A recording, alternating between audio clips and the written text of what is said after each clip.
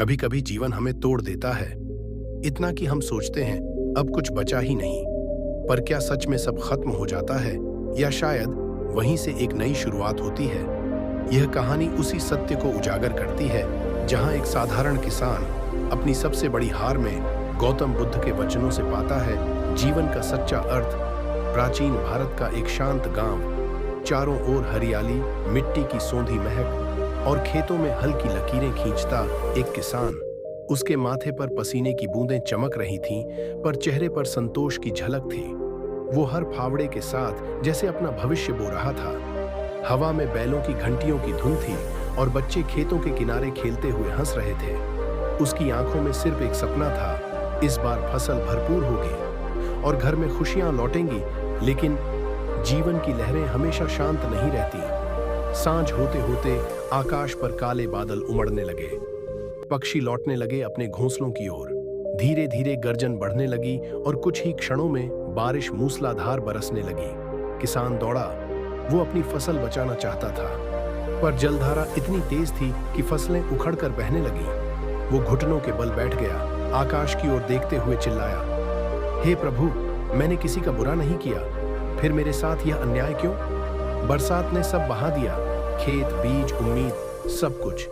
रात गहरी हो चली थी। किसान भीगते कपड़ों में गांव के पुराने मंदिर पहुंचा। दियों की लौ मंद मंद जल रही थी और भगवान बुद्ध की मूर्ति पर जल की बूंदें चमक रही थी। वो मूर्ति के सामने गिर पड़ा, उसकी आवाज कांप रही थी, प्रभु, मैंने मेहनत की, पर मुझे केवल दुख मिला। क्यों हर बार मैं ही परीक्षा में पड़ता हूँ? मंदिर की शांति में बस उसकी सिसकियां गूंज रही थी, जैसे पत्थर भी उस दुख को महसूस कर रहे हों। कुछ दिन बीते। वही किसान थका हारा एक जंगल से गुजर रहा था। वहां बोधि वृक्ष के नीचे गौतम बुद्ध पद्मासन में शांत बैठे थे। उनके चारों ओर कुछ श्रावक बैठे उनकी वाणी को ध्यानपूर्वक सुन रहे थे। किसान धीरे धीरे आगे बढ़ा, माथा झुकाया और बोला, भंते, मैं दुखी हूं। मेरी फसल नष्ट हो गई, मेरी मेहनत व्यर्थ हो गई। बुद्ध ने अपनी कोमल दृष्टि से उसे देखा और मुस्कुराए। पुत्र, क्या तुम वर्षा को रोक सकते थे? किसान ने सिर झुका दिया। नहीं भंते, तो जिस पर तुम्हारा नियंत्रण नहीं, उसके लिए शोक क्यों करते हो? किसान ने कुछ नहीं कहा, बस उसकी आंखों में प्रश्न थे। और बुद्ध की मुस्कान में उत्तर बुद्ध ने पास की मिट्टी की मुट्ठी उठाई। धीरे से बोले, देखो यह मिट्टी आज गीली है, नर्म है।